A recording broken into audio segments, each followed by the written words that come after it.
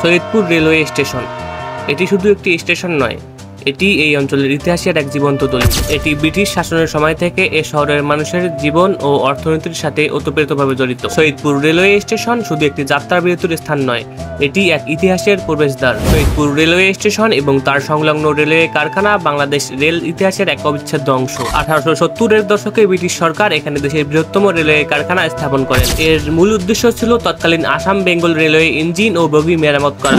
এই কারখানায় স্টেশনটিকে এই অঞ্চলের অন্যতম গুরুত্বপূর্ণ রেলওয়ে হাব হিসেবে গড়ে তোলে। এই কারখানাটি আজও তার পুরনো ঐতিহ্য ও ব্রিটিশ আমলের স্থাপত্য শৈলী বহন করছে। প্রতিদিন হাজার হাজার যাত্রী এই স্টেশন ব্যবহার করে। এটি শুধুমাত্র নীলফামারী জেলার নয়, বরং রংপুর বিভাগের অন্যান্য জেলার মানুষের জন্য যোগাযোগের এক গুরুত্বপূর্ণ মাধ্যম। স্টেশনের প্ল্যাটফর্ম, টিকিট কাউন্টার এবং এর আশেপাশে ছড়িয়ে থাকা বিভিন্ন দোকানপাট শহরের প্রাণচাঞ্চল্যকে ফুটিয়ে তোলে। একই সাথে সংলগ্ন রেলওয়ে কারখানার শত শত শ্রমিক দিনরাত কাজ করে চলছেন দেশের রেল যোগাযোগ ব্যবস্থা সচল রাখার জন্য। সৈয়দপুর রেলওয়ে স্টেশন শুধু একটি পুরানো স্টেশন নয়, এটি ভবিষ্যতের দিকে এগিয়ে চলা এক প্রতীক।